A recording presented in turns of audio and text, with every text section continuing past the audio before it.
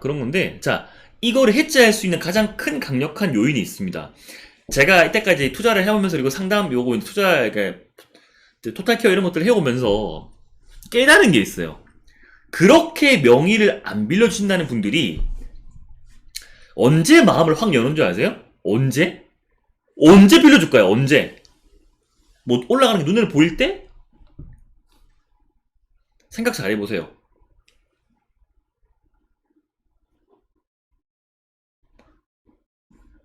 맞아요, 행객님. 정확합니다. 돈! 돈! 돈으로 혼내드리면, 담춘이 정답 돈으로 혼내드리면 돼요. 맞아요. 올라가면 너한테 수익금을 얼마 주겠다라는 거 명식만 되면 빌려주더라고요. 난 깜짝 놀랐어요. 아니, 그렇게까지 뭐 부동산 시장이 뭐 그렇고 금리가 어떻고 막 난리 부르스를 하시던 분들이 돈 주겠다니까 줘요. 돈 앞에 장사 없습니다, 여러분. 돈 앞에 그렇죠. 금융으로 치료시켜드리면 돼요. 돈 앞에 여러분 장사가 없어요.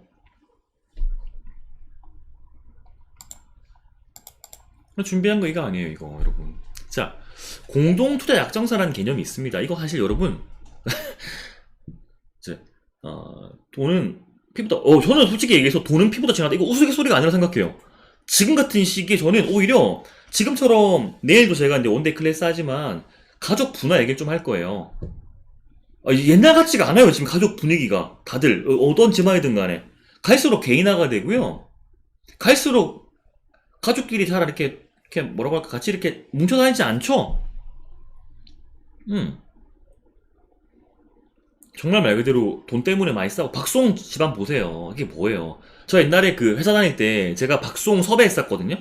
제가 그 본사에서 일할 때, 그 제가 이제 그 이벤트 기획을 할 게 있어가지고, 박송을 MC로 섭외했어요. MC로. 너무 아니, 그러니까 얘기 좀 할게요. 박송을 제가 이제 직접 이제 예, 섭외를 했어요. 매니저 통해가지고. 근데 그 매니저가 누구였을까요? 지금 싸우고 있는 형. 저희가 전국을 돌면서 이제 이거를 그 이벤트를 했었었는데요.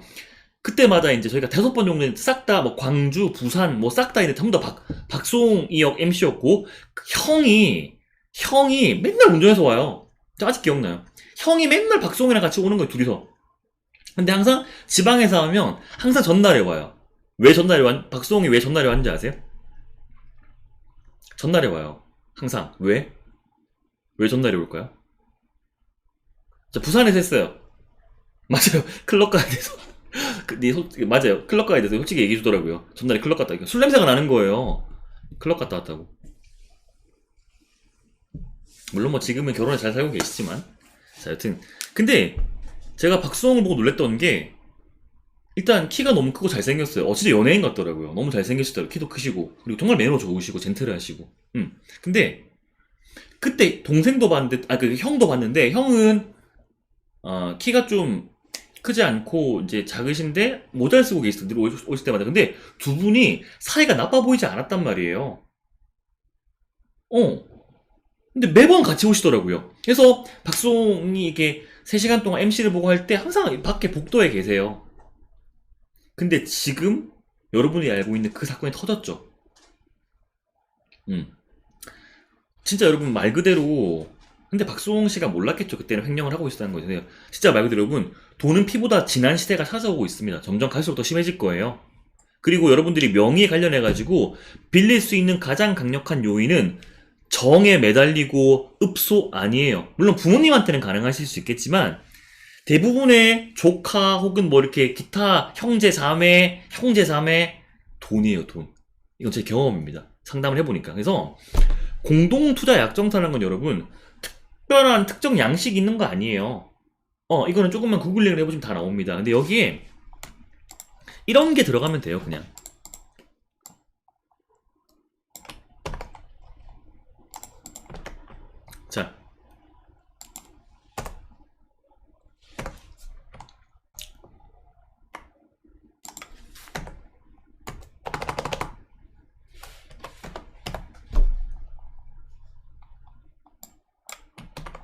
자, 이런 거가 들어가면 돼요, 이런 거. 자, 이거는 주고. 자, 이런 거죠. 잘 보세요. 업무 분담, 그러니까 뭐 이런 거죠. 뭐 투자 금액, 투자금, 이런 거 위로 들어가면 돼요. 투자 금액이 얼마고 업무 분담 어떻게 한다. 여기 이게 제가 교재 드렸죠. 이게 다 나와 있습니다. 그리고 보유기간 어떻게 한다. 이거 공유물에 대한 처분 의사결정 누구한테 뭐 갑이 한다 혹은 뭐 누가 한다 이런 식으로 해놓은 거예요. 이거 수익 배분이 가장 핵심인데요, 여러분. 자, 아까 코코아님이 저한테 물어보셨죠. 수익 배분 어떻게 하냐. 자, 만약에 생각해보세요. 만약에 1억 수익이 났어요. 그럼 1억이면 세금 몇 프로예요? 그냥 뭐 경비 처리 이런 거 생각하지 말고 그냥 1억이면 얼마예요? 1억이면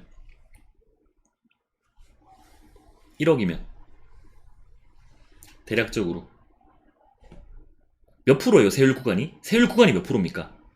20 몇 프로예요, 여러분? 20 몇 프로?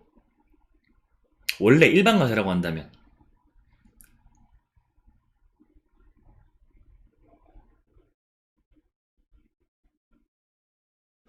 응?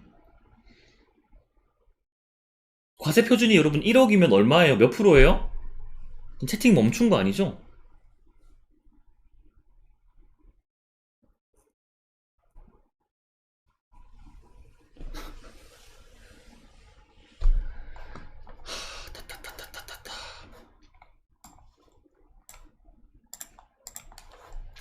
자, 여러분.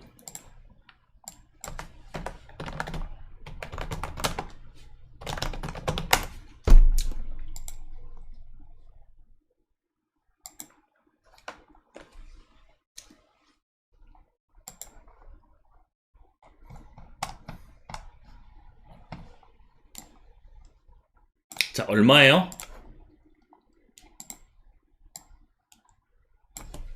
1억이면 얼마예요? 35%네요?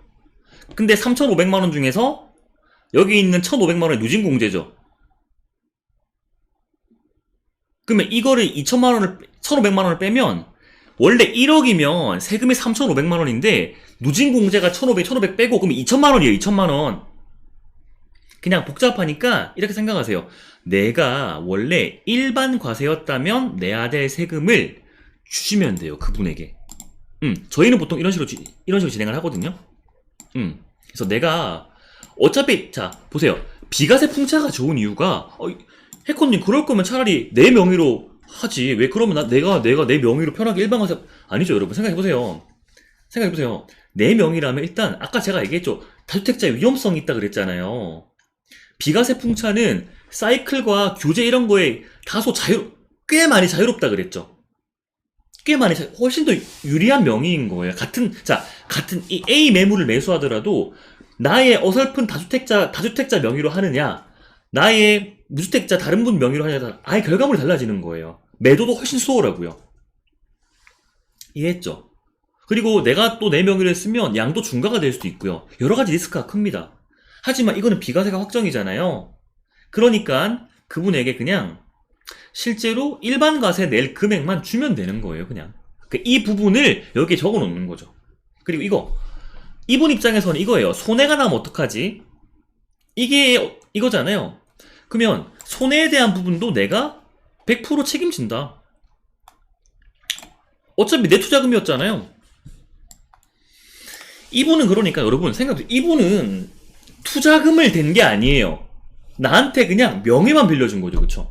그러면 나는 내 입장에서는 투자금은 내가 들었고 명예만 빌려온 거예요. 그럼 그분 입장에서는 솔직히 얘기해서 수익률 100% 게임입니다. 그러니까 리스크는 0인데 수익밖에 없는 게임인 거예요. 왜?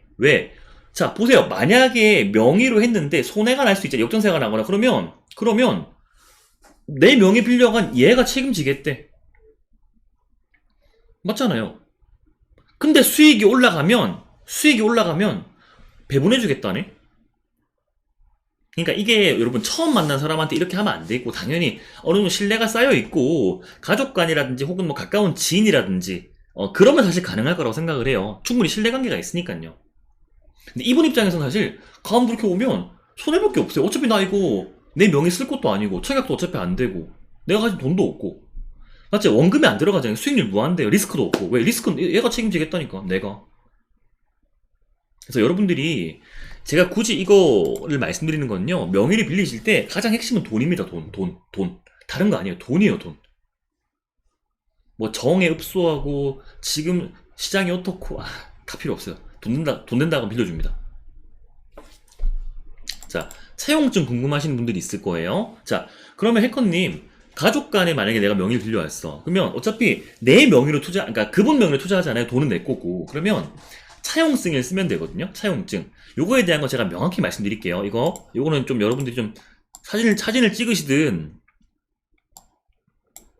적어 놓으시든 하세요. 이거는 이제 팩트 가지고 가져온 거니까. 요거. 자.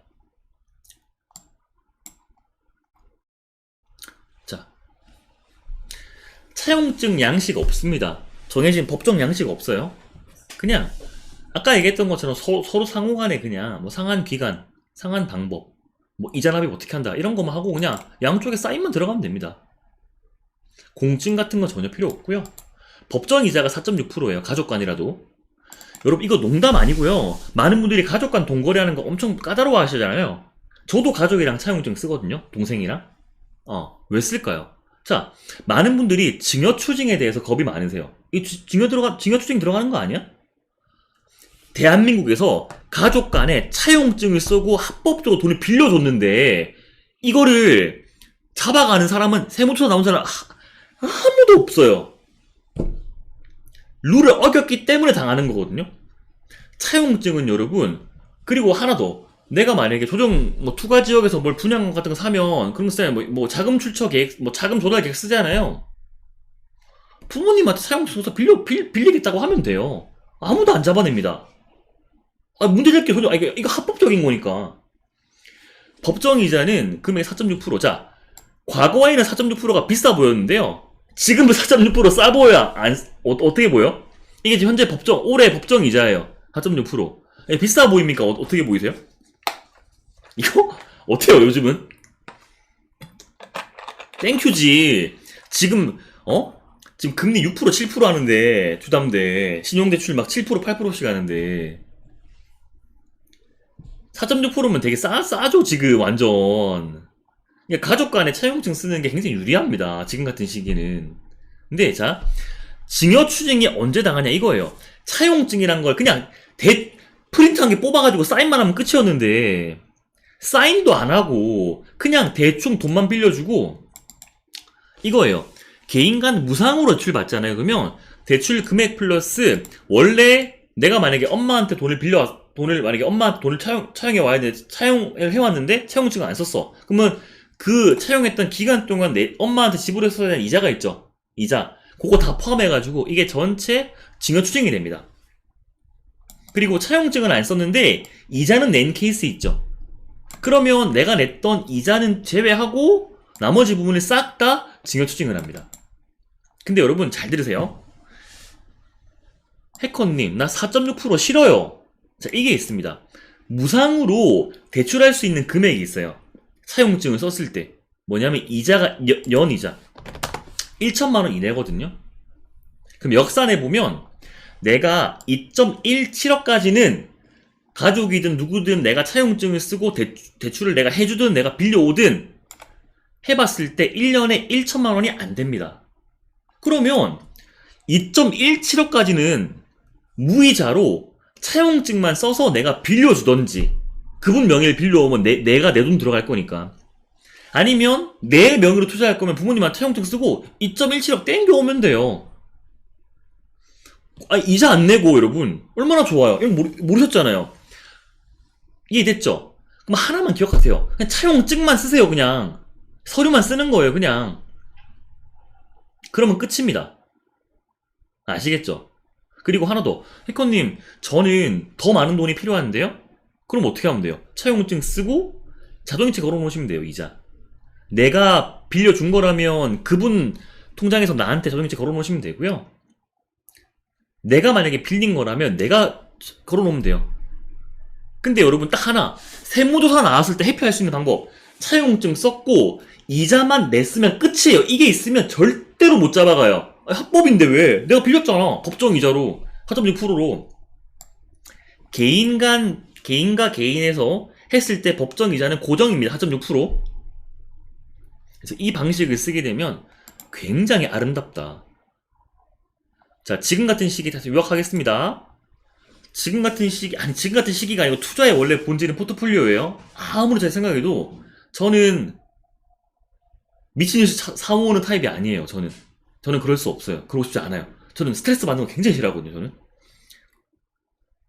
저는 그냥 안정적으로 내 집 있으면서 거기 부채 없고, 내 사업 잘 돌아가서 매월, 매년 현금이 쫙 잘 들어오고, 다른 내 가족 명의로 비과세 풍차 2개 정도 돌리고, 마지막 건물 한 개 올려가지고, 부채 없이 건물 한 개 올려가지고, 건물에서 월세 나오고, 그리고 내 명의로 굳이 투자한다라고 하면, 이게 내 명의는 제일 마지막 선택지예요. 내 명의로 한다고 하면, 그래봤자 총 주택수가 한 3, 4채 정도만 유지되게?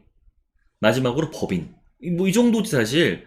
굳이 내 명의로 막 벌려가지고 막.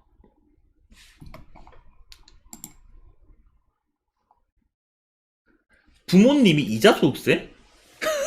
아니 그 이자 해봤자 얼마일까요, 령아님? 1,000만 원이잖아요.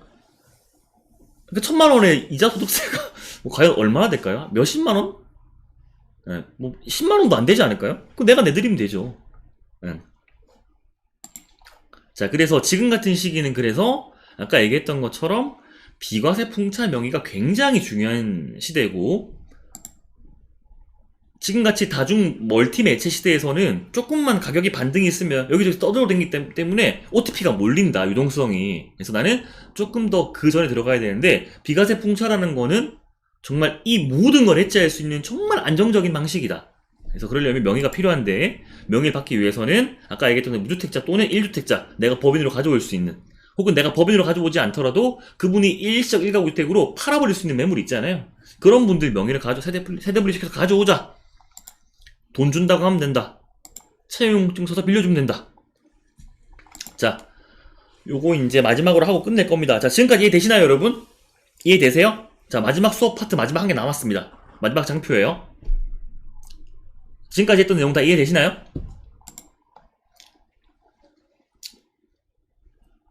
여러분, 저 물 한 잔만 가지고 올게요.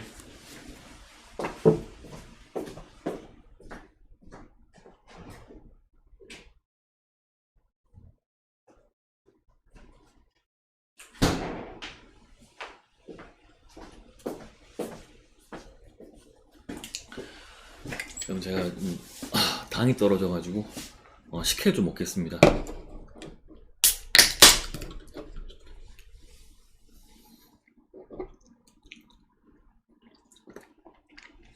제가 굳이 이렇게 옆으로 돌아서 마시는 거는 옆모습이 자신있기 때문은 아니니까 오해하지 마세요. 뭐 종종 그런 얘기는 듣긴 해요. 옆모습이 좀 괜찮다는 얘기는 듣긴 하는데 굳이 그런 거 아니니까 오해하지 마세요.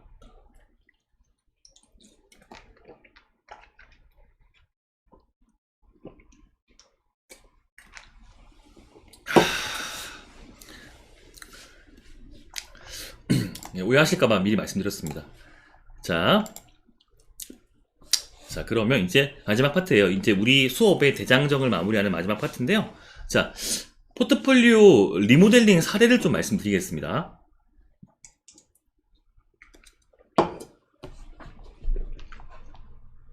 네, 볼베님 맞아요. 가능해요. 네. 자, 요거를 어떤 사례를 가져왔냐. 제가 몇 개 사례를 가져왔는데요. 이건 실제로 여러분, 자, 이거는 절대로 제가 말을 지어내거나 뭔가 숫자 조작을 했거나 1도 없습니다. 전혀 없는, 진짜 말 그대로 정규 12기, 그러니까 여러분들보다 한 기수 전 100% 12기 토탈케어 케이스예요. 그러니까 여러분 직전 기수니까 되게 여러분들이 뭐라고 할까 좀 더 와닿으실 것 같아요. 그러니까 전 기수 거만 가져왔어요. 전혀 데이터 숫자 1도 없습니다. 있는 그대로 가져왔어요. 그러니까 저희가 이분들하고 이제 상담을 진행했을 거잖아요. 물론 어딜 투자했는지를 말씀드리진 않겠지만, 투자를 안 하신 분도 계시고 포트폴리오상, 대신 포트폴리오 리모델링은 저희가 어떻게 해드렸고 어떻게 스케치를 해드렸는지를 보여드릴게요. 그냥 케이스를 다 가져왔어요. 이거 가지고 있는 매물도 다 그냥 오픈할 겁니다. 그래서 그냥 같이 한번 해볼게요. 지난 기수 겁니다. 자,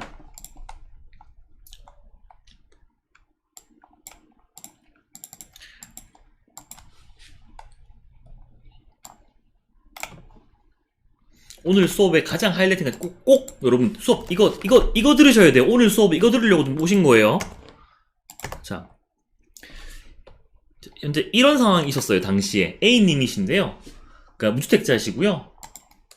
중랑구 빌라에 전세 거주하셨어요. 그러니까 2.6억이고요. 빌라 1.3억 전세 자금 대출 일으키고 1.3억이 본인 자금이셨어요. 기혼이셨고 40대 초중반 남성분이셨어요. 혼인신고 안 하시고 아이 없으시고 현재 3천만 원 있으시고요. 그리고 전세금에 1.3억이 묶여있죠. 그리고 그러면 이걸 만약에 월세로 전환했을 때 돌려받을 수 있는 금액이 한 1.3억 되겠죠. 물론 이제 뭐 월세를 어디가 보증금 들어가겠지만 대략적으로 그러면 총 1.6억에다가 알파는 뭐냐면 이분이 신용대출 같은 게 하나도 없으시더라고요. 그러니까 전세자금 대출 말고는 이자 나가는 게 없어요. 이분이. 그래서 대출을 더 받게 되면 조금 더 자금이 늘어날 수 있는 방식이 된다. 자, 그럼 이 케이스에서는 이건 여러분 이건 기초 케이스예요. 이건 정말 쉬운 케이스. 그럼 저희는 당연히 제안할 수 있는 게 아까 제가 얘기했죠. 자, 어차피 이거거든요. 좁혀보면. 그러면 이분은 지금 40대 가장이시고 와이프분하고 맞벌이를 하고 계세요. 지금 내 집이 없으시잖아요. 그죠? 근데 자금도 없지 않으시고 2억 정도 있으신 거잖아요. 그러면 저희가 이분에게 어떤 거를 제안했을까요? 어떤 거를?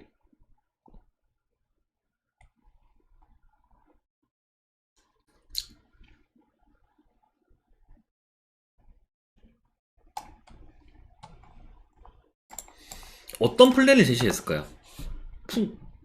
에? 청약? 근데 이분은 지금 아이가 없으시다 보니까 청약을 할 수 있는 게 없어요. 부양가족, 일단 민간 분양이든 공공 분양이든 특공이든 될 수 있는 게 하나도 없어요. 자, 비과세 풍차. 자, 일단은 저희가 안을 두 가지를 저희가 제시를 드렸어요.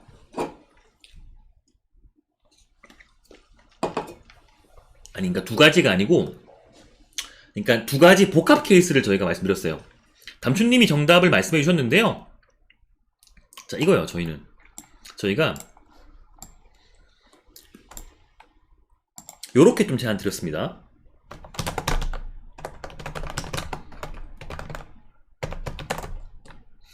남편 또는 와이프, 그러니까 누가 될지는 모르겠지만 선택은 이제 부부님이 하시는 거. 남편 명의는 수도권 분양권 투자고요. 그러니까 실거주 목적. 내 집 마련 목적. 아니, 내 집에 살 수는 없잖아요. 계속 그렇게 불안하게 전세로. 그 다음에 남편, 그러니까 와이프 또는 남편 명의로 비과세 풍차. 자, 이게 핵심이죠. 정말 다행히 혼인신고를 안 하셨더라고요. 하늘이 준 기회예요. 그럼 저는 물론 결혼을 할지 안 할지 모르겠지만 결혼하려면 여자가 있어야 결혼하겠죠. 여튼간에 저는 혼인신고를 할 생각이 없습니다. 왜? 욕심쟁이니까. 투자도 할 줄 아는데 내 집인데 가족 명의로 풍차 돌리고 와이프 명의로도 풍차 돌린다고? 여러분 혹시 이 짤 아세요? 그 원숭이가 이러고 있는 짤? 정말 해피한 상황이죠. 자, 바로 이거예요. 요거를 이렇게 교집합을 시켰어요. 저희가 요거 아이 있으면 할 수 있겠죠.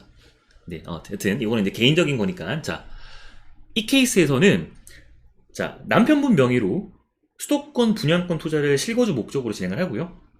그 다음에 와이프분 명의로는 비과세 풍차를 노리는 거예요. 동시에. 이해됐나요? 그럼 바로 이게 돼버렸네요. 바로. 자, 그런데 해커님 돈이 1.6억 플러스 알파밖에 없는 이게 가능한가요? 자, 일단 저희가 이거를 좀 말씀드렸어요. 요거부터. 자, 요걸 여러분들이 좀 잘 좀 기억하세요. 자, 어차피 여러분 물론 여러분들이 이제 보시다 보면 사이클 하락장이 오면 신축 구축 다 떨어지긴 하지만 결국 우리가 해야 되는 건 내 집 마련이고 구축인가요? 새 아파트인가요?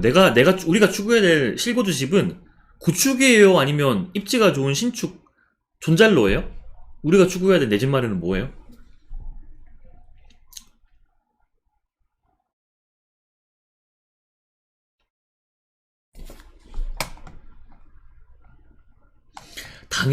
당연히 신축 존잘로죠. 근데 생각을 잘 해보세요. 잘 들어보세요. 자, 우리가 새 아파트를 가질 수 있는 방법 세 가지밖에 없어요.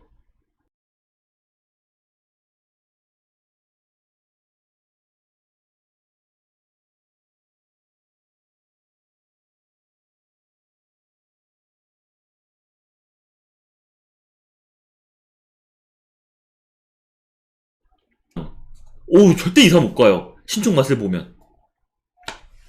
자, 잘 보세요. 세 개밖에 없는데요. 자, 그냥 매수하는 방법인데, 자, 대출 또는 전세를 끼고 매수하는 방법이에요. 근데 이거는 솔직히 생각해 볼게요. 거의 소매로 사는 거잖아요. 최종 소매. 그러니까 이런 거예요. 그 뭐지?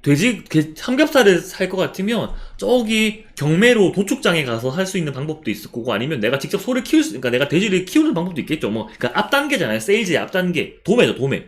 그러다가 뭐 중간에 어디 입한장도 가고 이렇게 넘어가다가 결국 최종 이게 고기가 정육점으로 오잖아요. 물론 정육점에서 저렴하게 하시는 분도 계시지만 각각의 유통 마진이 다 붙었다가 마지막에 내가 최종 세일즈자가 되는 거잖아요. 그러니까 소비자가. 그러니까 그냥 대출 또는 전세는 사실 금매를 잡는다면 모르겠지만 일반적인 케이스에서는 저희는 추천드리지 않고요. 두 번째는 분양권을 매수할 수 있는 방법인데, 생각을 잘 해보세요. 이것부터 보세요. 자, 수도권에서 거래가 지금 가능한 분양권, 전매가 가능한 분양권은, 자, 그러니까 모집 공고일 때 조정 지역인 지역은요, 아예 전매가 안 됩니다. 모집 공고일 때 조정 지역이면. 그러면 수도권에 전역이 2020년 11월 달에 전부 다 그때 마지막 김포 파주를 마지막으로 전부 다 조정 지역이 되었어요.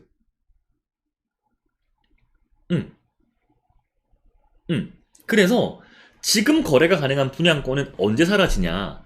이때 이전에 모집 공고가 비규제 지역일 때 모집 공고 났던 분양권들이 주로 2023년에 입주를 다 해버려요.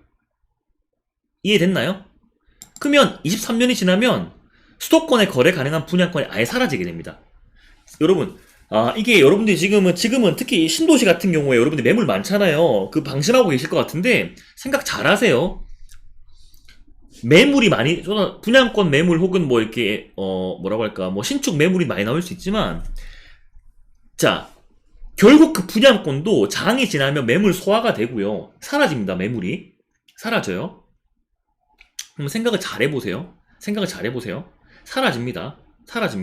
그러면 수도권에 여러분들이 네이버 부동산에 분양권 탭을 클릭을 해놓고 거래 가능한 분양권을 찾으면 내년 후반기부터는 있다 없다?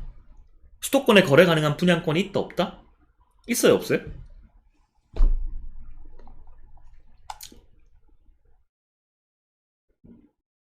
이제 거래 가능한 분양권이 사라져요. 아예 없어져요. 분양권 자체가 아예. 왜냐하면 전매가 안 되니까.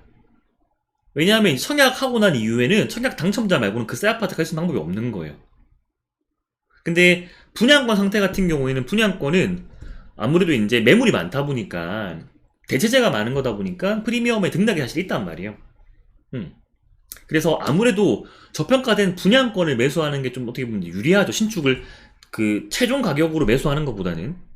자, 그리고 입주권이라는 게 있는데, 입주권은 아시다시피 서울에서 이게 중랑구 사시니까 근처에 가장 저렴한 입주권이 10억이었어요. 관리처분 인가가 나는 게. 그러니까 이분이 돈이 안 되니까 매수가 불가능한 겁니다. 자, 그래서 이렇게 오늘 드렸어요. 이분이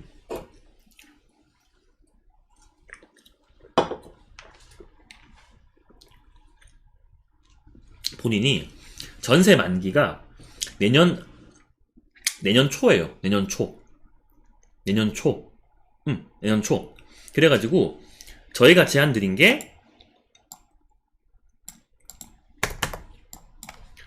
내년 초 만기 때 전세에서 월세로 이동하자.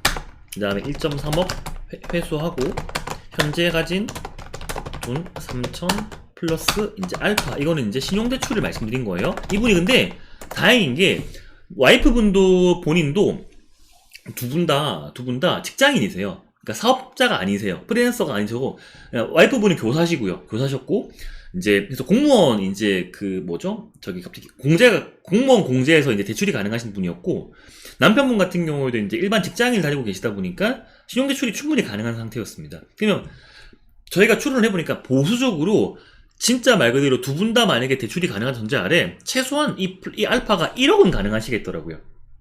자, 그래서 이렇게 말씀드렸어요. 자, 그러면 월세로 이동한 다음에 그때 상황에 따라 가지고 타입이 뭐가 될지 모르겠지만 타입 뭐 84가 될지 74가 될지 5가 될지 모르겠지만 그때 상황에 맞게 84 기준으로 분양권을 매수하자. 그리고 자금이 사실 타이트할 수도 있겠지만 이건 선택사항이에요. 자, 이게 뭐냐? 자, 이거는 선택사항입니다. 이분이 사실 좀 약간 투자를 한 번도 안 해보셨기 때문에 좀 겁이 좀 있으신 분이셨거든요. 저희가 말씀드렸어요. 일단은 요거를 그러면 등기를 치고 난 뒤에, 왜냐하면 잔금 때 자금이 더 들어갈 수 있잖아요. 근데 이분은 들어갈 게 없는 게 생애 최초 매수라 가지고 이분은 LTV 80%거든요. 그래서 이분은 감정가는 잘 나올 거라서 실제로 이분은 뭐 추가 자금이 들어갈 건 꼭 없을 것 같긴 한데, 그럼에도 불구하고 이분이 이제 뭐 대출이자 이런 것들에 대해서 겁이 있을 수 있잖아요. 그래서 그렇게 말씀드렸어요. 일단은 한번 등기를 치고 난 이후에 상황을 보고 만약에 자금적 여유가 있으면 여기 더해서 와이프분 명의로 기가세 풍차를 동시에 돌리자 라고 말씀드렸습니다. 그럼 생각을 해보세요. 이분 같은 경우에는 어차피 이 상태로 생각을 잘 해보세요. 이 상태로 머물러 있을 때 자산의 상승이 있을 수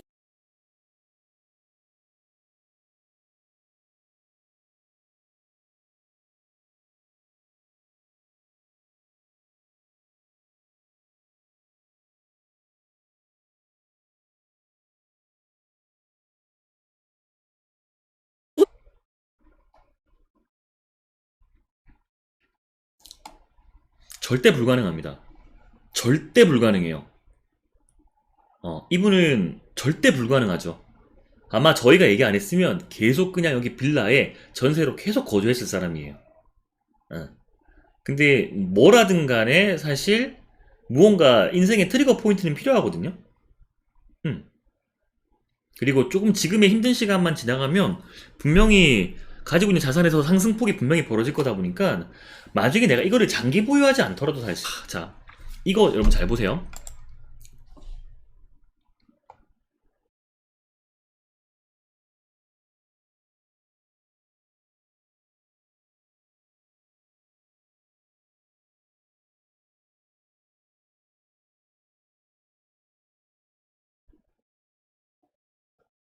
비슷한 케이스가 이거예요. 이거는 제가 이제 따로 케이스를 가져오진 않았지만 이 A님 같은 분들이 12기에 많았거든요.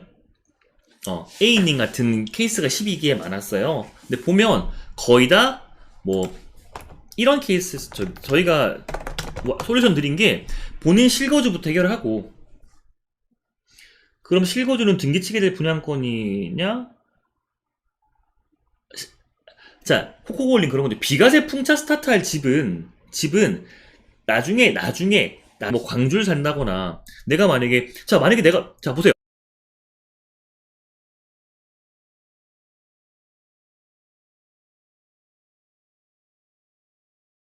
만약에 이 케이스에서 지금 이 두 분이 대구에 살았어요.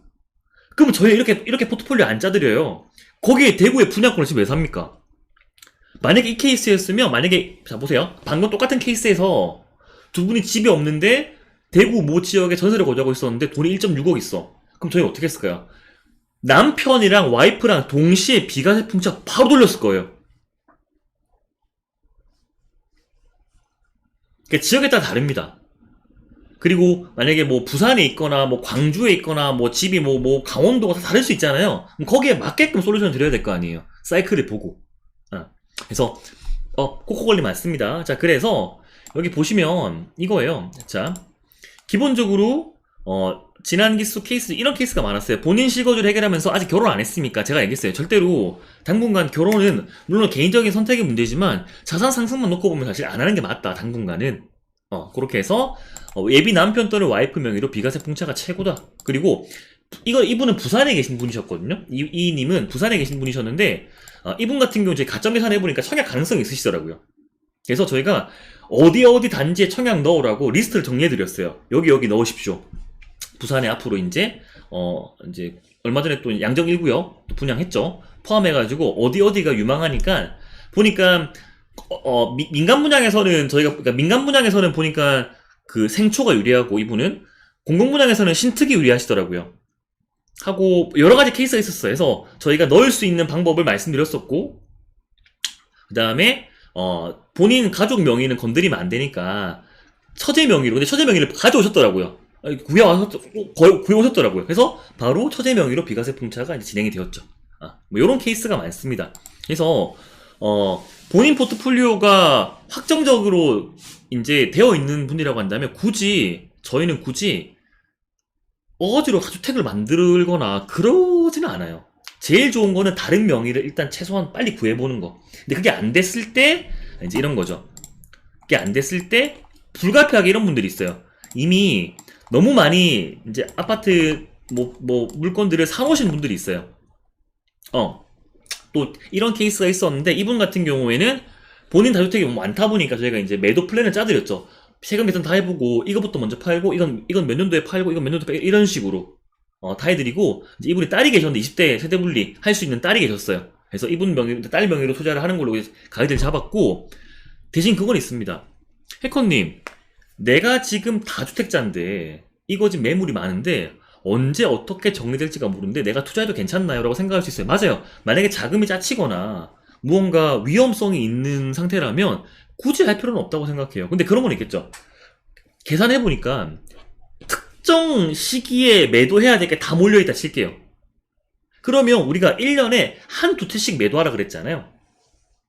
근데 이분 이제 요 케이스 같은 경우에는 그게 분산이 안 돼요. 이분 가지고 있는 매물이 2년 차라서 무조건 이제 2년 갭으로 해야 돼서 이분은 그렇게 안 되더라고요. 그래서 저희가 중간에 비는 24년이 빈다거나 26년이 빈다거나 뭐 거기에 맞춰서 지금 투자해 놓으면 나중에 올라가 있을 매물들이 있겠죠. 그런 것들은 사실 다주택자라고 한다라도 취득세 이슈만 없다면 4.6%짜리 매물을 잘 사서 금매 같은 걸 사서 이제 좀 보유하더라도 그 매도 시기에 빈 공간 그 년차에 매도할 수 있게 뭐 그런 수립도 가능하다라고 좀 이제 말씀드리고 싶고요. 자 빨리 할게요. 요게 이제 아까 얘기했던 요 케이스인데요. 자 B님이 이랬어요. 잘 보세요. 자 B님이 현재 주택이 없으세요. 본인은 김포 전세 거주하고 계시고요. 2.9억 전세인데 전세자금 대출 2.3억 그리고 현금 2억 초반 보유. 그리고 본인 법인이 있으시더라고요. 그럼 정리해보면 이분은 지금 김포 전세로 6천만 원이 묶여있고 본인은 지금 2억 초반 보유하고 현금 있으시고 법인이 있으신 거예요. 근데 자 보니까 어머님이 부천 빌라에 거주 중이신데 2015년도에 매수하셨어요. 근데 가격이 저희가 시세가 없잖아요. 빌라는. 근데 유사 거래 사례로 보니까 비슷한 연식 비슷한 면적이 그때 상담 시기 당시에 1.5억에 거래됐더라고요. 그리고 빌라에 대출 없으시고 그리고 결정적으로 이사 가고 싶지 않으시고. 자 이거 어떻게 했을까요? 생각을 해보세요. 아까 제가 이미 수업상 설명을 했어요. 이거 어떻게 했을까요?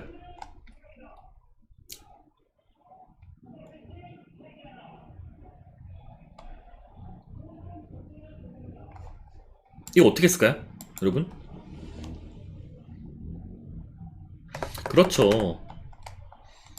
자, 너무너무 쉬운 케이스입니다. 자, 잘 보세요. 저희가 두 가지 안을 드렸어요. 두 가지 안을 드렸습니다. 자, 기본값은, 자, 이거요. 기본값, 본인, 수도권, 분양권. 그냥 돈이 2억이 있으니까. 플러스 어머니 명의 비과세 풍차 똑같아요. 방금 케이스랑 똑같습니다. 방금 그 A님 케이스랑 유사하죠. 본인은 지금 김포에 전세로 있을 수 없으니까 본인은 수도권에 분양권 실거주할 거 사고, 어머니 명의로 비과세 풍차, 어머니 명의 비과세 풍차를 어떻게 돌리냐는 건데, 자 보세요. 어머님 빌라 매매가 1.5, 전세 1.2억이었거든요. 그러면 아까 얘기했던 것처럼 똑같아요. B님 법인에서 어머님 집을 매수하는 겁니다. 갭 금액 3천만원 끼고. 그리고 어머님은 1.2억에 전세 80%니까 약 1억까지 전세자금 대출이 가능하죠. 그러면 제가 아까 수업 설명했던 것처럼, 자 어머님 명의는 무주택이 되고 실거주 안정성이 평생 생겨나고, 어머님 입장에서는. 그리고 전세자금 대출 1억 받았잖아요. 바로 투자 가능하죠. 본인은 이거예요. 본인은 이 돈으로 분양권 사고요. 어머님은 이 돈으로 투자하는 거예요. 풍차로. 그리고 이런 거 있죠. 자, 생각 잘 해보세요. 자, 이것도 발상의 전환인데요. 어머님이 법인하고 막 거래 이런 거 하는 거 조금 귀찮아 하실까요? 귀찮아하지 않으실까요? 물론 내가 어차피 엄마는 사인만 하면 되지만, 이러한 모든 부분에 있어가지고 좀 뭐라고 할까, 꺼림칙하거나 설득할 시간이 필요하거나 좀 그런 게 필요할까요, 안 할까요? 분명히 부모님들이 분명히 그런 거를 조금 꺼려 하시는 분들이 분명히 있을 수 있으세요. 자, 그러면 요 케이스는 이렇게 하면 되는 겁니다. 잘 보세요. 자, 이해는 드렸어요. 생각 잘 해보세요. 3년이라는 시간을 벌자 이거예요. 자, 보세요. 어차피 2015년도에 매수했잖아요. 어머님이 이 빌라를 2015년도에 맞잖아요. 그러면 이미 1년 지났죠. 그럼 비과세 풍차가 다 바로 세팅 가능하시네요. 자, 그러면 부천에 1빌라가 있는 상태에서 비규제 지역의 비과세 풍차 목적 한 건 매수하고요. 그 다음에 어차피 A주택을 B주택 매수 후에 3년 이내에 매도하는 거잖아요. 우리 수업 시간에 배운 것처럼. 그럼 생각해보세요. 3년 이내에, 자 보세요. 엄마 부천집 있어요. 엄마 선택해서 명의만 빌려왔어요. 그냥 엄마 이거 집 팔지 마라. 오케이, 알겠어. 일단 명의만 빌려줘 라고 하면 엄마 명의로 비과세 풍차 두 번째 거 세팅했어요. 근데 엄마께 집이 문제잖아요. 그러면 이거 빌라는 요거 사고 난 이후에 3년 이내만 매도하면 되죠. 3년 이내만. 그럼 이거 3년 동안 내가 엄마 설득 잘해가지고 내 법인으로 사면 돼요, 안 돼요? 내 법인으로 사면 돼요, 안 돼요? 내 법인으로 사면 돼요, 안 돼요? 내가 일단 엄마랑 소통할 수 있는 시간 3년 벌었잖아요. 이해되세요? 그러니까 꼭 바로 법인으로 무주택자를 만든 다음에 그러한 과정을 싹 다 거치고 그럴 필요가 전혀 없다고요. 귀찮잖아요. 그럼 이거는 리스크는 없는데 수익은 나는 거예요. 이해되셨어요? 미리 사놓고 3년 안에 내 법인을 사가면 3천만원 해서 사가면 되잖아요. 이해됐나요? 근데 엄마가 절대 안 하겠대. 죽어도 싫대. 그럼 어떻게 하면 될 것 같아요? 절대 안 하겠대, 엄마가. 그럼 어떻게 하면 되는 줄 아세요? 내가 비과세 받으려고 세팅했던 얘를 먼저 팔면 무슨 과세? 내가 비과세 받으려고 세팅했던 요 B주택을 먼저 팔면 어떻게 될 것 같아요? 먼저 팔면 무슨 과세? 일반 과세. 그럼 정 안 되면 그냥 일반 과세 받고 팔면 되죠. 그러니까 엄마의 이 1.5억짜리 빌라에 살고 있는 엄마 명의를 가만 놔둔다는 게 말도 안 되는 거예요. 조금만 머리를 굴리면 돈천지에 돈천지. 이게 생각 안 해서 그렇지. 자, 지금부터 이제 다른 케이스인데요.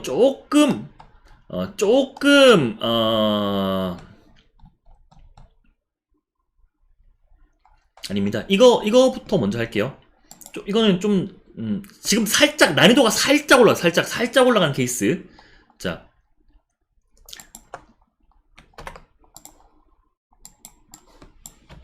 오늘 제가 어려운 건 한 개도 안 가졌어요. 그러니까 복잡한 다주택자분들 케이스는 여러분들이 너무 머리가 아프실 것 같아가지고 저희도 그 계산하는데 시간 걸리기 때문에 저희도 어려운데 여러분들 더 이해 못하실 거라서 조금 오늘은 그래도 난이도가 엄청나게 높지 않은 것만 가져왔습니다. 근데 점점 난이도 높여가긴 할 거예요. 자, 잘 들으세요.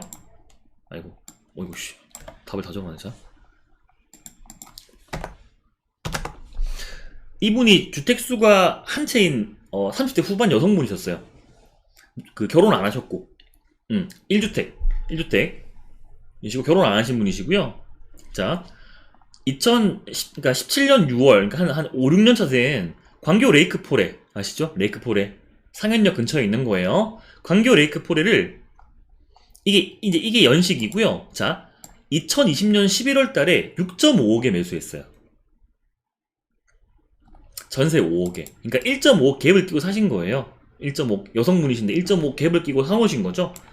2020년 11월이면 이제 폭등을 할 때 이제 짝 사신 거예요. 자, 근데 상담 시에 광교 레이크폴의 시세가 8.5억이었어요. 현재는 좀 조정이 됐죠. 7.5억이고요. 근데 21년 3월 달에 전세를 마쳤어요. 그러니까 이때 계약을 했던 거고, 그러니까 이때 계약을 하고 요때 이제 전세를 마치면 잔금을 친 거죠. 그러면 자, 생각을 해보세요.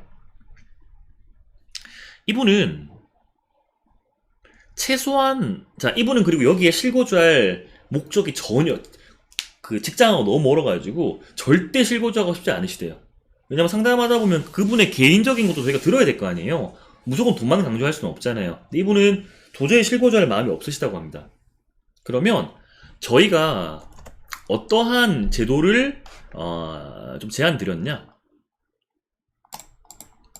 여러분, 상생임대인 제도 아시죠?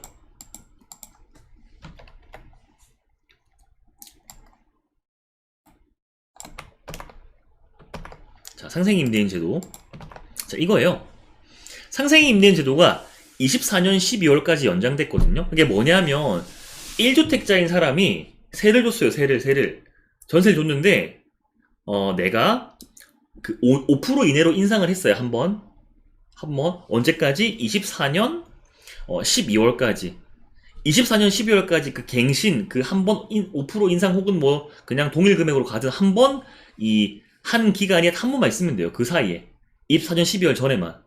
그러면 내가 조정적인 실거주를 하지 않았더라도 내가 그냥 주택의 한 개인 상태에서 그러한 식으로 2년, 1 플러스 1, 4년을 만약에 내가 세를 줬다. 그러면 비과세를 시켜주겠다는 게 상생임대인 제도입니다. 자, 그래서 일단 저희가 제안 드린 거는 일단 23년 3월 달에 여기 보면 전세 맞췄잖아요. 내년 3월 달에 상생임대 진행을 하고, 본인도 이 계획을 알고 계시더라고요. 본인도 이런 생각 가지고 계시더라고요. 진행을 하고 25년 3월 달에 비과세로 매도하는 전략을 짜되 이거는 사이클을 보고 판단하자 그랬어요. 당시 사이클을 보고 만약에 더 갈 것 같으면 더 가져가면 되고.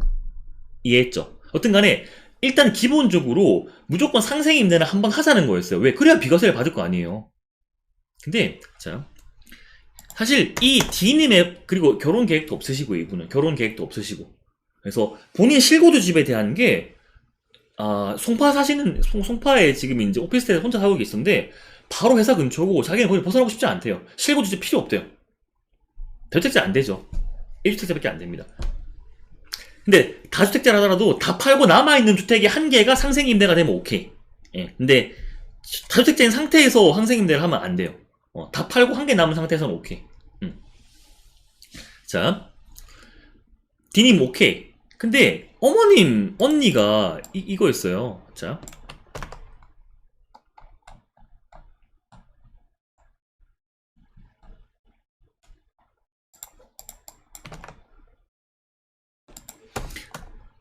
자, 그 동대구 이안이라는 아파트가 있습니다. 2018년 11월식이고요. 자, 2018년 11월식인데 매수를 2019년 7월달에 하신 거예요.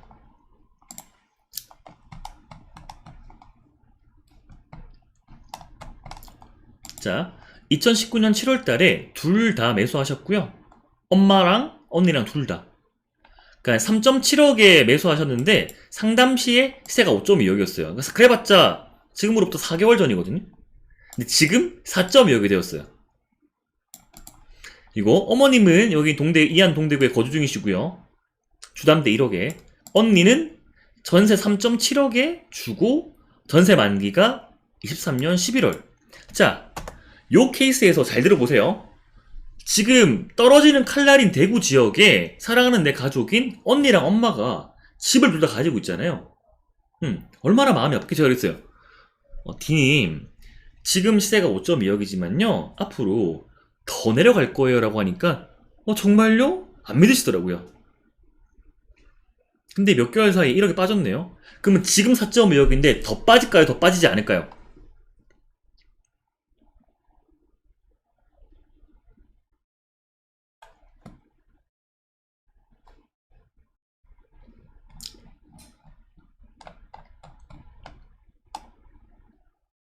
더 빠질 겁니다, 이제. 보세요, 제 말이 맞는지 안 맞는지. 더 빠져요. 그래서 제가 얘기했어요. 자, 누구누구님, 지금 언니랑 어머님의 자산 하락폭이 너무 앞으로 심해질 거다. 근데 그러면 안 되니까 빨리 지금 뭐라도 해지를 해야 된다. 뭐라도 해서 벌어야지 이게 뭐 이렇게 상쇄가 되지. 이대로 두면 자산이 더 짜고 쪼그라든다. 그래서 저희가 제안 드린 게 이겁니다. 자, 잘 들으세요. 두 가지 안이 있어요.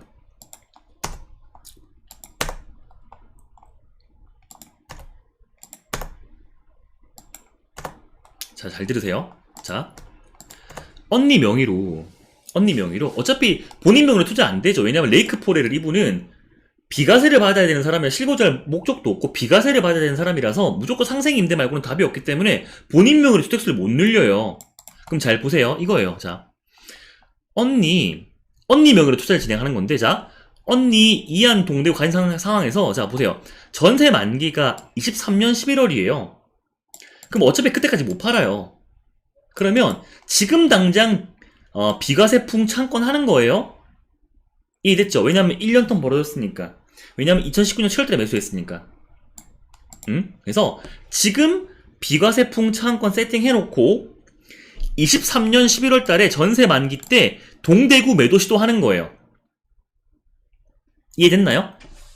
그러면 현재 1주택 상태에서 비과세 풍창하게 샀고 사고 난 이내에 3년 이내에만 이걸 팔면 되죠. 동대구 맞잖아요. 그러면 23년 11월이면 3년 안에 들어오잖아요. 요거 매도 가능하죠. 자, 그리고 매도하고 비과세 풍차 한 건 남았네요. 이해했나요? 한 건 남아있죠.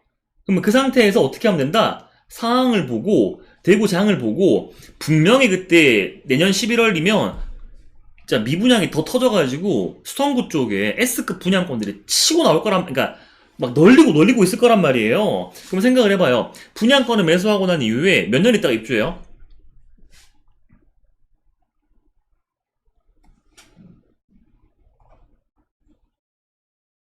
3년 있다가 입주하죠. 그러면 지금 매수해도, 그러니까 23년 11월 달에 매수해도 26년 11월까지는 26년 11월이면 대구가 그래도 지금보다는 훨씬 장이 좋아져 있을 거예요. 그죠? 그래서 갈아탈 분양권을 상황을 보고 무조건 피난 걸 죽자는 게 아니고 보고 더 이상 피가 떨어지지 않는데 오히려 지금 피가 조금씩 올라가고 있는 S급 분양권이 있을 겁니다. 그런 걸 미리 잡아놓자. 왜? 어차피 힘든 시기는 분양권으로 버티고 입주할 때부터 올라가는 게 2년 있다가 올라가는 게 이제 진짜 가격이니까. 그리고 아까 얘기했던 것처럼 생각해보세요. 그러면 비과세 풍차 한 건 있는 상태에서 분양권 한 개 샀네요. 그러면 세법상 분양권을 매수하고 난 이후에 3년 이내에만 요 종전주택을 팔면 비과세가 됩니다. 그러면 당연히 비규제 풍차를 22년도에 매수했으니까 2년 딱 지나고 24년 A월에 비과세 풍차 물건 매도하면 비과세가 되겠죠. 그럼 생각을 잘 해보세요. 이분 입장에서는 아무것도 안 하고 있으면 동대구 이한 계속 내려가요. 그럼 빨리 동대구 이한 가지고 있으면 비과세 풍차를 빨리 해야 이게 상세가 되겠죠. 그리고 이게 빨리 매도하고 대구에 더 좋은 가격을 빨리 선점해놓고 요거 매도하고 비과세로. 만약에 이런 경우 있습니다. 만약에 동대구 매도가 안 되면 간단해요. 아까 얘기했던 것처럼 두 번째 샀던 이 풍차 물건을 그냥 일반가세 물건이라고 생각을 하고 팔아버리고 일반가세로 그냥 팔면 동대구 이한 한 개 남아있죠.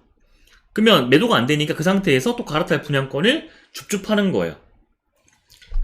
이거 좀 어렵나요? 이해가 되세요? 마지막 한 개만 더 하고 이제 마무리 할게요. 좀 어렵나요, 여러분?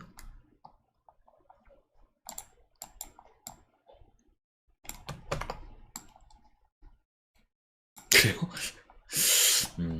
어떤 간에 포트폴리오가 원래 이렇습니다. 이렇게 디테일하게 안 짜면 여러분 힘들어요. 진짜 이렇게까지 안 하면 여러분 큰일 납니다. 자, 마지막 이님이에요. 이님.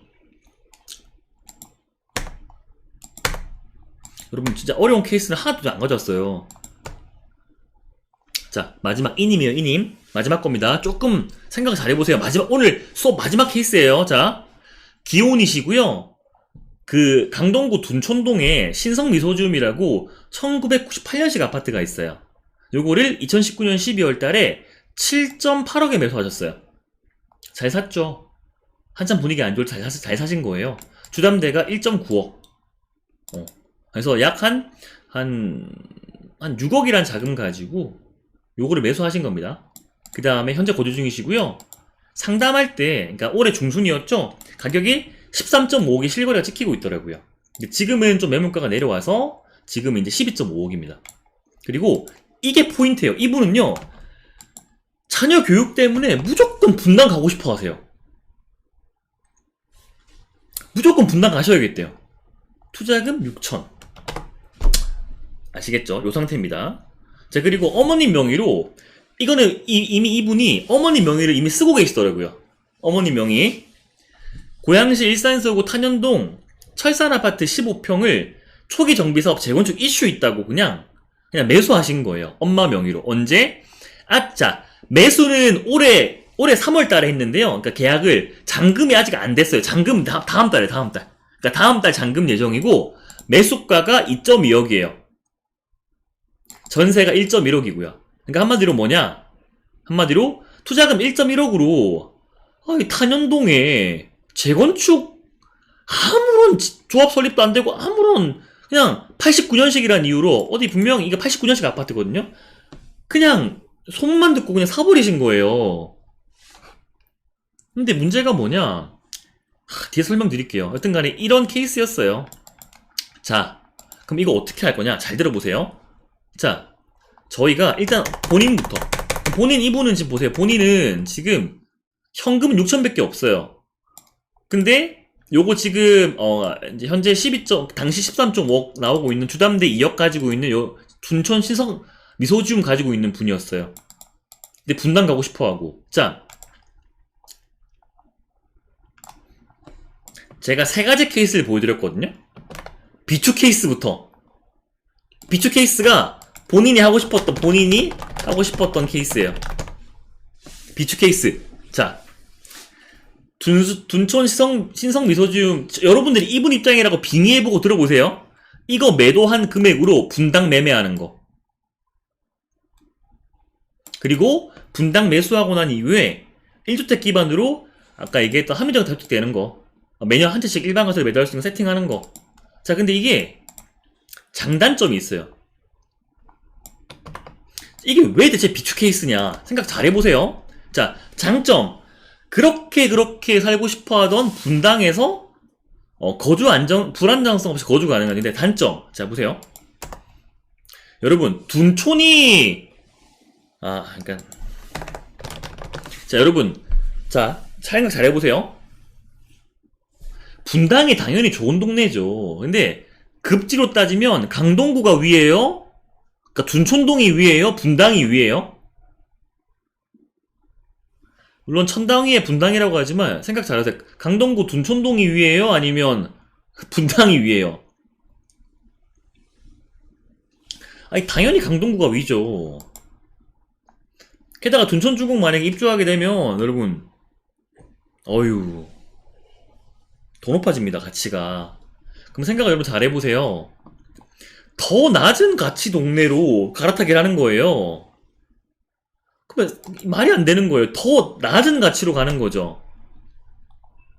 그러면 자금이 분당 매수에 다 들어갔으니까 자 분당에 이거 더 아래 케이스로 갔어.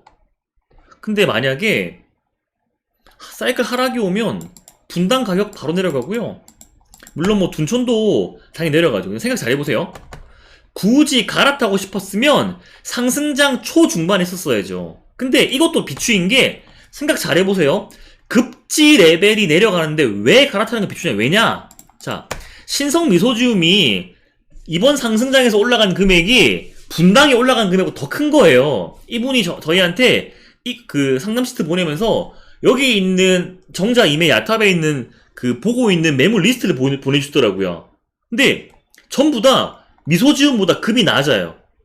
그러면 생각을 해보세요. 아무리 상승장 초기라고 하더라도 하급지로 갈아탄다는 건 말이 안 되는 게, 갈아타고 난 이후에 신성 미소지움이 더 올라가요. 그러니까 이게 잘못된 갈아타기인 거예요. 그러니까 사이클 계산과 입지 계산, 탑다운과 바텀업 계산을 못한 거죠. 그래서 이거는 저희가 비추 케이스. 두 번째, 추천도 비추도 아닌 케이스예요. 자, 그렇게 분당 가고 싶으시면 전세로 가면 될 거 아니에요. 그렇지 않아요? 아니, 자녀 교육 때문에 분당 가고 싶으시다면서요. 그럼 전세로 가시면 되죠. 그럼 어떻게 하냐? 분당에 전세로 가시고요. 그 다음에 투자는 둔촌 신성미소지움을 전세를 받는 거예요. 그죠? 본인이 전세로 가니까 여기 전세입자 받아야 될 거 아니에요. 전세가 시세가 5.5억입니다.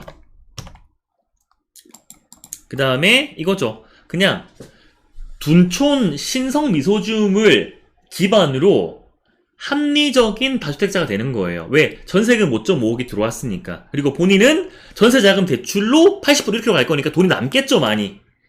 그러면 본인은 그냥 분당보다는 둔촌이, 게다가 분당은 더 좋아질 게 없지만 둔촌은 둔촌 주공이 입주가 끝나면 더 좋아질 거야, 입지 레벨이. 그러니까 그냥 둔촌을 기반으로 그냥 분당 가서 전세 사시고요. 이거 기반으로 합리적인 다주택가 될 수 있습니다. 자, 장점.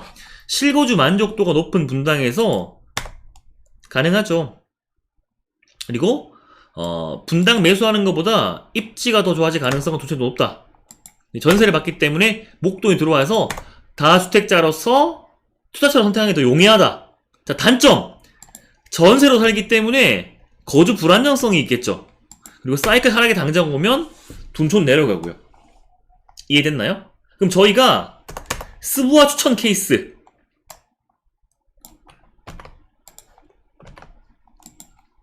자, 이거예요. 잘 들어보세요. 스부아 추천 케이스. 분당 전세가, 왜냐면 자녀 교육 때문에 가지고 싶다고 하니까 이거 우리가 막을 수 없잖아요. 왜냐면 실제로 학구는 강동구보다 분당이 나으니까. 분당 전세로 가십시오. 자, 그 다음에 나오죠? 왜 안 나오죠? 나오죠? 1주택자인데 전세자금 대출이 왜 안 나오죠? 9억 이상도 나옵니다. 전세자금 대출. 나옵니다. 자, 둔촌 신성 미소지움. 자, 주택수가 2개 이상이신 분들 전세자금 대출이 안 나요, 조아님. 근데 2채 이상이신 분들, 1주택인데 9억 이상이신 분들도 금융사를 바꾸면 전세자금 대출이 나옵니다. 나옵니다. 자, 다시 본론 돌아와서, 자, 차라리 둔촌 신성 미소지움을 매도하고 난 이후에 다 나와요. 자, 매도 후 입주권 급매를 사자. 차라리. 왜? 지금 시기가 조금 흔들리고 있는 시기니까 입주권 피가 빡빡빡 떨어진다. 자, 그래서 생각 잘 해봅시다. 어차피 당신은 그냥 6년 동안은 이분이 그 자녀가 초등학교 5학년인가 그랬어요. 그래서 어차피 거기서 이제 고등학교까지 있으려 한 6년, 7년 있으면 되거든요. 그때 동안 그냥 분당 살아라. 대신 만약에 만약에 이거 신성 미소지움 팔면 당시 기준으로 따지면 한 11억, 12억이 생기는 거잖아요. 본인 돈 다 합치면 한 13억 돼요. 12억, 13억. 자, 그래서 차라리 이거를 매도하고 난 다음에 입주권 사자. 왜냐하면 신성 미소지움은 98년식 아파트예요. 98년식. 올라가봤자 한계가 있단 말이에요. 근데 만약에 땡땡땡 구역을 사게 되면 금매라서 가격이 되게 매력적인 게 이제 나올 수 있죠. 그리고 대세 하락장이 온다 그러더라도 리스크 테이킹 하는 거예요. 혹시 대세가 오더라도 입주가 가까워지는 입주권은 피가 안 떨어집니다. 저희가 이제 이번 저희 직원들하고 전조사를 하면서 다 봤거든요. 안 떨어져요. 그래서 입주권은 프리미엄이 안 떨어집니다. 이해됐죠? 그럼 또 장점이 뭐예요? 사이클이 만약에 지속된다고 하면 오히려 둔촌 신성 미소지움이 올라가는 것보다 이 입주권 올라가는 피가 올라가는 게 훨씬 더 큽니다. 그래서 차라리 지금 같은 조정장에서는 빨리 그냥 피가 흔들리는 땡땡땡 구역을 사는 게 훨씬 더 이득입니다. 그러면 이거예요. 본인 자녀 교육을 위해서는 분당 가셔가지고 실거주 만족도를 완성시키시고요. 신성 미소지움은 98년식 아파트잖아요. 그러니까 차라리 땡땡땡 구역을 사게 되면 이 돈이면 나중에 뭐지? 분당 전세 끝나고 딱 보니까 그 아파트가 새 아파트가 되어 있어. 입지가 좋은데 새 아파트가 되어 있어요. 둔촌 신성 미소지움도 훨씬 더 비싸게 되어 있어. 이게 베스트 아니겠습니까? 왜? 이분은 당분간 분당에 살 거니까. 실거주 필요 없으니까. 요게 저희가 제안드렸던 스보아 추천 케이스였어요. 본인은 이제 이거를 생각을 했다가 마음을 완전 바꿔먹었죠. 완전 바꿔먹었죠. 이거 하면 말이 안 되니까 이거는. 그리고 어머님 케이스인데요. 어머님이 너무너무 잘못된 게 이거예요. 자, 어머님이 탄현동 사이클을 보면요, 사이클 꼭지 샀어요. 사이클 꼭지. 완전 꼭지일 때 매수하셨어요. 사이클 꼭지일 때. 그래가지고 너무 잘못된, 그러니까 이게 재건축이 문제가 아니고요. 그냥 탄현역 바로 앞에 있는 15평짜리 구축 89년식 아파트를 재건축 진행도 안 돼요. 최고 고점일 때 캡처를 한 거예요. 게다가 1.1억 89년식 아파트를 사이클 꼭대기에 1.1억을 주고 갭 투자를 했네요. 너무 돈 아까워. 그렇지 않나요? 잘못된 거예요. 저희가 이렇게 말씀드렸어요. 자, 차라리 어머니 명의 이렇게 활용합시다. 어머니 명의를. 자, 어떻게 활용하냐? 자, 이분이 아직 등기 안 했다 그랬죠. 그러니까 2021, 올해 11월 등기한다 그랬잖아요. 자, 이렇게 하자. 자, 어떻게? 자, 솔루션 이거예요. 자, 11월 등기 이후에 빨리 비과세 풍차 목적의 한 개 사자. 왜? 생각 잘 해보세요. 탄현 아파트는 재건축 이슈라는 바텀업적인 요소를 제외하고는 사이클상 고점 매수했다. 그리고 재건축도 안 된다. 왜? 사이클 꺾이면 아직 조합 수립도 안 됐는데 무슨 이게 되겠어요. 그리고 지금 가격 내려갔습니다. 이 아파트. 그리고 이거예요. 자, 이거예요. 아니, 해커님, 일시적 1가구 2주택을 하기 위해서는 등기치고 1년 돈 벌려야 되는 거 아니에요? 근데 제가 벌리지 말고 바로 매수하자 그랬죠. 왜? 어차피 계산해보니까